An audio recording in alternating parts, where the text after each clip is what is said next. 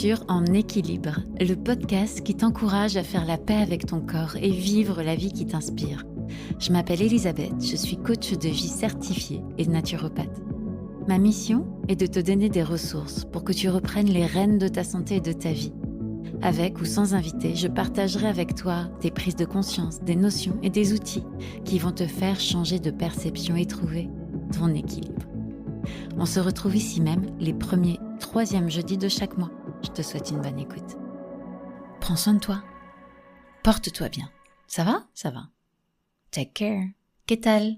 Qu'est-ce que ça t'évoque chez toi ? Ces mots, cette expression. Qu'est-ce qu'ils évoquent pour toi ? Est-ce que tu te dis que cette personne veut vraiment savoir comment tu vas ? Ou tu te demandes si elle essaie juste de paraître empathique ? Parfois, cette expression sert plus à la personne qui l'utilise qu'à celle qui le reçoit. Elle remplace souvent les formules de politesse comme « cordialement »,« bisous » ou « à la prochaine ». Salut, ça va ? Quand cette phrase est dite avec une réelle intention, elle peut être magnifique. Mais je comprends aussi ceux qui deviennent allergiques à ces mots, car dans un certain contexte, ils perdent tout leur sens. Et de nos jours, j'ai parfois franchement l'impression qu'un mot n'est plus utilisé pour sa signification, mais plutôt comme une stratégie marketing. Et si on utilisait enfin cette expression pour ce qu'elle signifie vraiment ? Et si on prenait enfin soin de nous ? Ça donnerait quoi ? Voilà ce que je t'invite à explorer avec moi dans cet épisode. Et au programme, je te propose d'aller explorer pourquoi est-ce si compliqué de prendre soin de soi. On le dit tout le temps, mais on fait souvent le contraire. On va aussi aller guillotiner le mythe de l'égoïsme et on va vraiment aller chercher ce que ça veut dire prendre soin de soi. Et ce que ça ne veut pas dire. Et on terminera par des outils pratiques pour passer à l'action dès maintenant. Et comme toujours, je t'invite à garder ce qui t'inspire et à vraiment jeter ce qui ne te parle pas. Allez, c'est parti. Dans prendre soin de toi, il y a le toi ou le soi et le soin. Et c'est là que ça commence à clocher. Dans nos sociétés, penser à soi est souvent considéré comme égoïste. On grandit avec la croyance qu'on devrait être tourné vers l'autre, tendre la main, valoriser la générosité et l'altruisme. Ces valeurs sont souvent inculquées, surtout aux femmes, qui se sentent souvent responsables de prendre soin des autres. Et c'est valorisé par toute une société. Bien sûr que ce sont de belles valeurs et je ne vais pas remettre ça en question. Ce sont des valeurs que je transmets moi aussi à mes enfants, mais avec une nuance importante. Celle de se rajouter dans l'équation de la générosité, celle de s'aimer et de se respecter. Parce que quand on tombe dans l'excès de la générosité, de la bienveillance ou de l'altruisme, pour ne pas être perçu comme égoïste, nombriliste, narcissique, en réalité, ce sont les deux faces d'une même pièce. Et si on s'accroche à cette identité, notre identité de personne généreuse, on le fait en réalité pour fuir l'autre face, le nombriliste, que l'on fuit parce que l'on a appris qu'être ça, c'était d'être rejeté, c'était de ne pas être aimé. Et lorsque l'on a un comportement qui, selon notre propre jugement, nos codes moraux, ont une tendance égoïste, on se jugera férocement, on jugera les autres et on les rejettera ou on se rejettera soi-même. Dans ce scénario, on est dans un monde polarisé, où il n'existe que le « ou », un monde de fantasmes, où on n'est qu'une chose, on est ses qualités ou ses défauts à 100%, alors qu'en réalité on est les deux. On est empathique à certains moments et violent à d'autres. On est altruiste et égoïste. Le plus vite on fait la paix avec ça, le plus complet on se sentira. Le plus vite on rajoute des « et » dans nos vies et dans nos perceptions de la vie et des autres, le plus en paix on se sentira.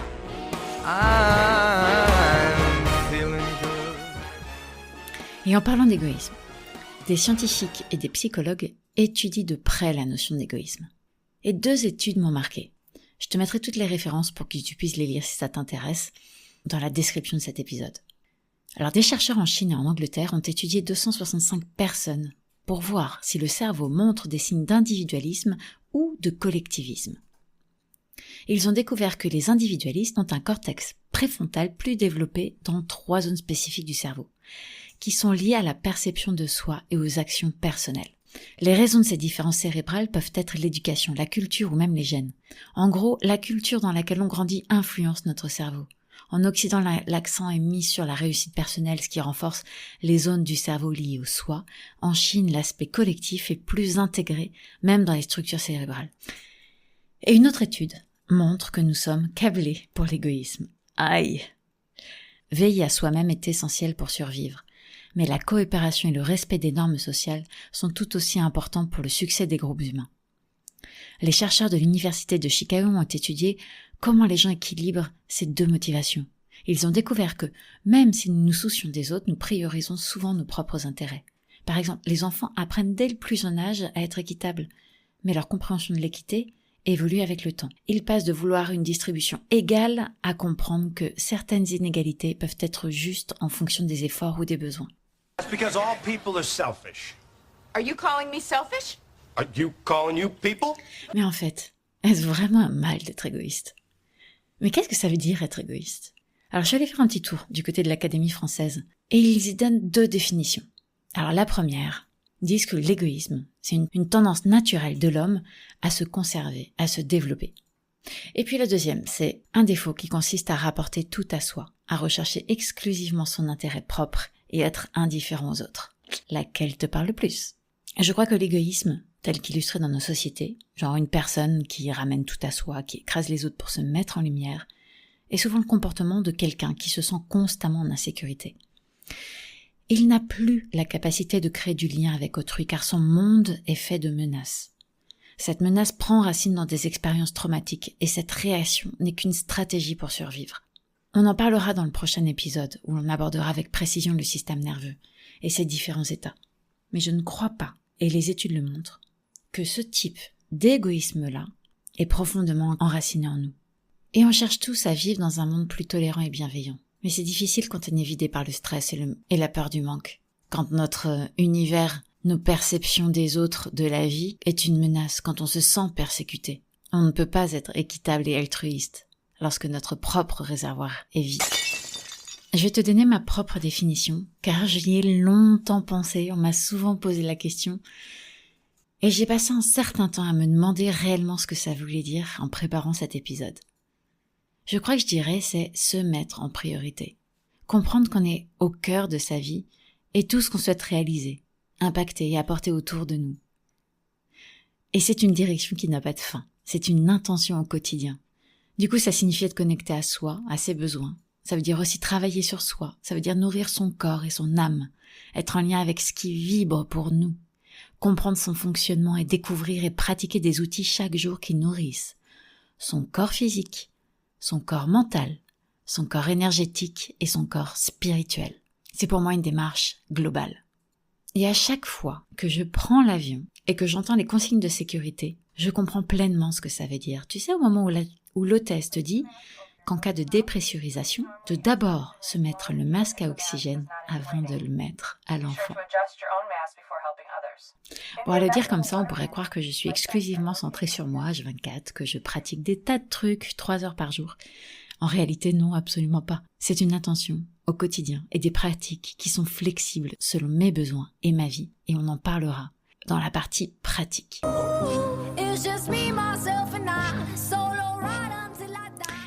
Mais avant de passer à la partie pratique, j'aimerais te donner une autre métaphore qui va, j'espère, te permettre de pouvoir te visualiser la situation. Imagine une montagne de coupes de champagne, celle que l'on voit dans tous les films de mariage. Tu es celle qui est tout en haut. Et au-dessous de toi, il y a tout ce qui est important pour toi. Ta famille, tes proches, ton activité, tes amis, tes projets, tes rêves. Si la coupe du haut, si toi, tu es vide de champagne ou vide d'énergie, il n'y a plus rien qui coule à flot dans tout ce qui peut être important pour toi. Si tu es vide d'énergie, tu n'as rien à offrir. En y pensant à 2 fois, c'est pas vrai, c'est pas rien. C'est pas les choses que tu as envie d'apporter. Parce qu'à la place du rien, tu peux remplacer par de l'agacement, de la frustration, de la déception, une forme de colère contre soi, contre les autres et surtout contre soi, de l'impatience et un cruel manque de productivité, créativité, organisation, vision, clarté. Par contre, quand tu te remplis ta coupe d'énergie et de vitalité, là, tu vas pouvoir donner de toi, de ton attention, de ta patience, de ta bienveillance, de ton énergie, de ta créativité à tout ce qui est important pour toi. Donc, être égoïste, se faire passer en premier, est aussi le meilleur moyen pour être altruiste.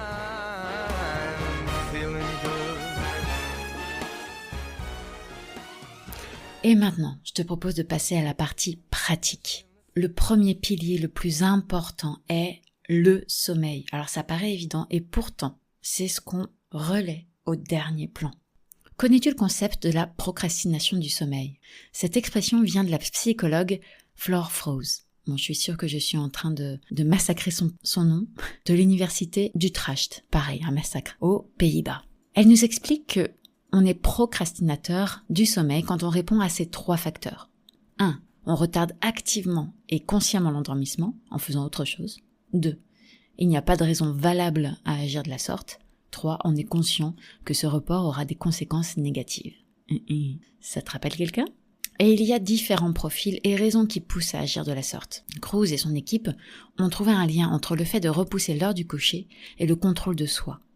Moins les sujets avaient l'aptitude d'autorégulation, plus ils procrastinaient. C'est-à-dire, moins on a la capacité à adapter ses pensées, ses émotions ou ses actions à une situation donnée afin d'atteindre ses objectifs, et moins on aura cette faculté à le faire pour aller dormir. Mais on le retrouve aussi pour tout autre objectif dans la journée ou au quotidien. Mais le cercle vicieux est qu'il y a un lien très flagrant entre le manque de sommeil et le manque de possibilité à développer ses capacités d'autorégulation sur tous les domaines de sa vie. Et il y a même un terme à cela. Intention Behavior Gap. L'écart entre nos intentions et nos actions. Dans ma pratique, j'observe aussi souvent des parents qui retardent l'heure du coucher pour profiter. C'est un petit peu ça pour moi aussi. Comme une compensation d'une journée où on a beaucoup donné de soi, où on a été privé de liberté. Et ça aussi, ça a été étudié, et ça aussi, ça a un terme. On l'appelle le revenge bedtime, une expression apparue en Chine pendant le Covid. Une réaction pour retrouver une forme de liberté après une journée où on a été privé de liberté. Une forme de rébellion, quoi. Mais ici, le problème est double. 1. Au lieu de dormir, on regarde des écrans, des séries, les réseaux sociaux, qui n'offrent aucune pause au cerveau. Au contraire, ils boostent la dopamine, et ainsi est ultra addictif. Le plaisir à court terme crée des problèmes sur le long terme. Et en 2, le manque de sommeil, même faible sur le long terme, a des conséquences très néfastes sur la vie de chacun. Et souvent on fait le calcul de, au lieu de dormir 8 heures par sommeil, j'ai dormi 7 heures par sommeil, j'ai perdu 1 heure par sommeil. Mais en réalité ce n'est pas du tout ce qui se passe. Parce que quand on enlève 1 heure, une demi-heure, 2 heures de sommeil, on bouscule les cycles du sommeil. Et chaque cycle a sa fonction. Et ne pas compléter un cycle revient à perdre beaucoup plus en termes de qualité de sommeil. Quand on croit perdre 20% de sommeil, en réalité, ce qu'on perd, c'est 40 à 60% de qualité de sommeil. Et on y reviendra précisément dans un épisode spécial. Et parmi les conséquences de ce manque de sommeil, et je ne parle pas de carence de sommeil, je parle juste d'un faible manque, on peut citer un déclin cognitif, des difficultés à mémoriser. Ça alimente le stress et l'anxiété chronique. Ça entraîne un manque de performance physique. Ça favorise l'inflammation générale de l'organisme, ainsi que la prise de poids. C'est un grand facteur des maladies cardiovasculaires et de la dépression. En deuxième type, j'aimerais aborder le stress. Alors, on a une charge mentale aussi grande que la Tour Eiffel. Des projets qui fusent dans tous les sens. Les responsabilités inhérentes à chacun. Et si on agite à ça un fond de news géopolitique déprimante et inquiétante, la peur pour notre avenir, une incertitude qui plane sur nos têtes depuis la pandémie, la flambée des prix et tous nos enjeux personnels ou professionnels. Tous ces ingrédients sont la recette parfaite pour passer d'un stress normal qui nous permet de passer à l'action à un stress chronique et une anxiété chronique qui eux sont bloquants à tout niveau de vie. Pour moi, le stress chronique, c'est être dans sa voiture, le pied sur l'accélérateur, et plus la route est longue, et moins tu peux appuyer sur le frein. Au fur et à mesure que l'on fait des kilomètres, le réservoir d'énergie se vide. À long terme, on peut même voir le mur arriver et ne pas pouvoir freiner. C'est ce qui se passe quand on sent l'épuisement arriver, mais qu'on n'a pas les ressources pour faire autrement que freiner. Et on va vers le burn-out ou des problèmes de santé qui nous feront arrêter. Et pour se sortir de ce stress chronique, ce qui est le plus efficace, c'est la co-régulation. C'est-à-dire être en lien avec des personnes qui sont sur une autre énergie. Tu sais, ces personnes qui nous calment quand on est en leur présence. Pas besoin d'être pote avec Bouddha pour ça. Une amie, même extravertie, où la connexion est unique, peut jouer ce rôle. Mais, il y a un mais, et un grand paradoxe. Des études ont montré que le stress ne se contente pas de nous affecter individuellement. Il impacte aussi notre comportement envers les autres, souvent de manière négative. Le stress peut rendre les gens plus égoïstes et avides. Récemment, une équipe de chercheurs de Ontario, à la Queen's University, ont voulu comprendre comment le stress affecte notre générosité et pourquoi certaines personnes sont plus vulnérables à ces changements de comportement social sous pression. Ils ont examiné comment les hormones du stress, les réponses cérébrales et nos pensées sur les autres interagissent pour expliquer pourquoi le stress peut rendre certaines personnes plus égoïstes. Et ils ont conclu que les réponses biologiques au stress, mesurées par des niveaux accrus de cortisol, l'hormone du stress, diminuaient l'altruisme. Mais la réaction face à la montée du stress n'était pas équivalente pour tout le monde. Et les sujets les plus sensibles étaient des personnes qui avaient des capacités à comprendre les états mentaux des autres, comme leurs besoins, les croyances et les objectifs. Cette capacité, souvent appelée mentalisation ou théorie de l'esprit. Ces participants ayant des capacités plus développées de mentalisation seraient plus sensibles à la montée du cortisol, ce qui épuiserait leurs ressources cognitives et développerait des réactions moins altruistes. Bref, travailler sur son stress, et le sommeil fait partie des outils indispensables, est un atout majeur pour sa vie, sa longévité, son business, mais aussi pour les gens qui nous entourent et la société en général. Bon, on est mal foutu. Donc, si tu as un appel à un ami à faire là tout de suite, mets pause et vas-y, fonce, c'est bon pour la planète. Le prochain outil, j'aimerais te parler de routine. C'est une pratique qui personnellement m'a permis à la fois de sortir d'une période très difficile dans ma vie, retrouver le sommeil et travailler quotidiennement sur ma gestion du stress et de l'anxiété.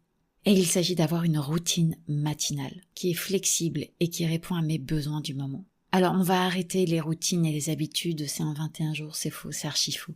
C'est vraiment individuel et ça dépend des gens et je crois que c'est entre 7 jours et plus de 100 jours pour d'autres personnes. Avec la pratique, j'ai développé une véritable boîte à outils de routine que je pratique en fonction de mes objectifs, de mon énergie, de mon niveau de stress et de mes contraintes de maman entrepreneuse. Cette routine prend en compte mon corps, mon esprit, mon bien-être mental, mes émotions, et me connecte à une vision plus grande que ma vie dans ma bulle là maintenant. Certains appellent cela spiritualité, religion ou mission de vie. Et j'aimerais reprendre une citation de Jay Shetty. Les lieux ont une énergie, et le temps a une mémoire. Et pour moi, ça veut dire que refaire la même chose au même endroit, au même moment, est une aide précieuse pour ancrer de nouvelles habitudes ou casser de mauvaises habitudes. La méditation, par exemple, est un exemple formidable pour ça. C'est une pratique qui n'est pas évidente à mettre en place dans un monde où on est toujours hyper connecté, où la stimulation est constante. Se prendre le même créneau, horaire, au même endroit, est une des astuces les plus efficaces pour passer de « un jour, je m'y mettrai » à « c'est un moment que j'attends avec impatience ».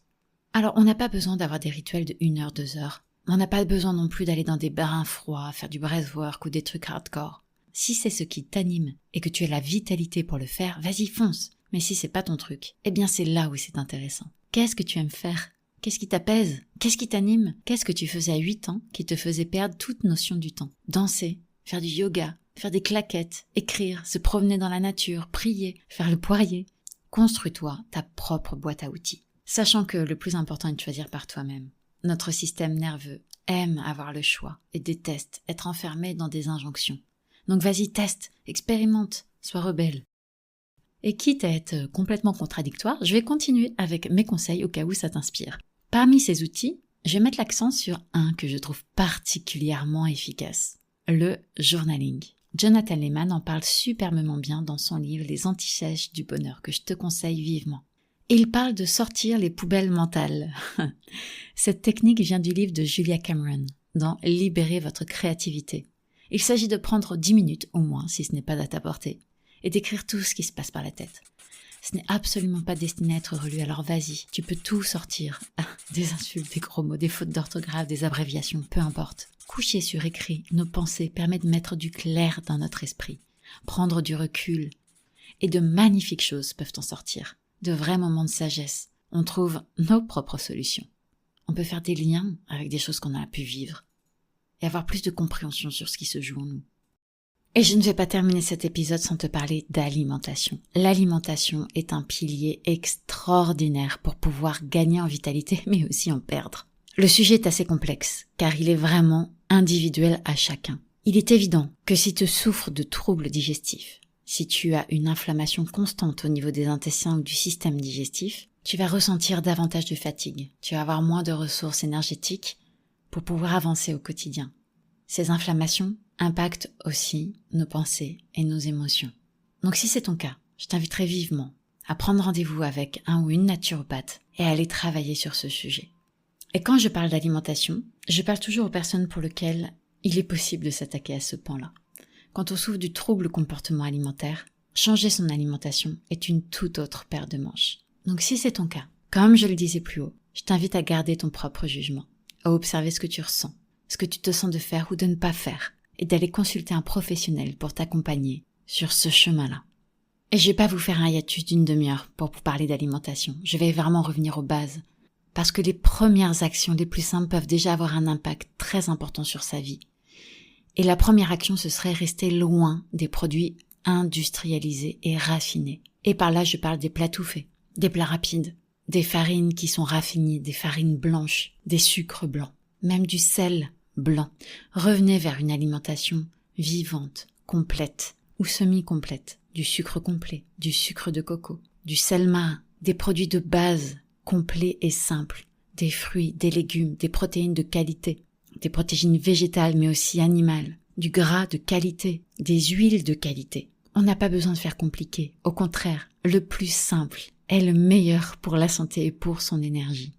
Et ça peut être tellement savoureux et hyper rapide, aussi rapide que de se faire réchauffer une barquette de produits congelés au micro-ondes. Et je t'invite pour ça à être curieux, à chercher à te faire plaisir, à découvrir des nouveaux goûts, à te lancer dans cette aventure pour trouver des recettes qui te conviennent en termes d'aliments, de goût, mais aussi de temps de préparation et de simplicité si c'est ce qui te parle. C'est pour moi la clé pour pouvoir changer son alimentation vers une alimentation plus saine. Et voilà, j'espère que cet épisode t'aura apporté ce dont tu avais besoin. J'espère qu'il t'aura inspiré. Et si c'est le cas, n'hésite pas à en parler autour de toi, à l'envoyer à un ou plusieurs proches, car je suis convaincue que si ça t'a parlé, ça parlera à d'autres personnes autour de toi. Et ça permettra à En Équilibre de continuer à vivre et à se développer. Merci de m'aider à faire passer mon message et ma mission. Si tu souhaites me laisser un message, je suis toujours ravie de vous lire et de vous écrire. Et pense à t'abonner pour ne pas louper les prochains épisodes. En fonction de la plateforme où tu écoutes cet épisode, n'hésite pas à me laisser une jolie note. Ça fait toujours plaisir, chaud au cœur et c'est encourageant pour continuer. Alors du plus profond de mon cœur, et maintenant tu sais à quel point je le pense, je te souhaite de vraiment bien prendre soin de toi. Adios. On se retrouve très vite pour un prochain épisode. Merci d'avoir écouté cet épisode. Si tu as aimé, n'hésite pas à t'abonner et à en parler autour de toi. Tu peux aussi soutenir ce podcast en y attribuant la note de ton choix. Si tu veux en savoir plus, rejoins ma communauté sur les réseaux sociaux, mon blog et ma newsletter. Les infos sont dans la description de ce podcast. Je te donne rendez-vous dans 2 semaines pour un nouvel épisode. En attendant, prends soin de toi.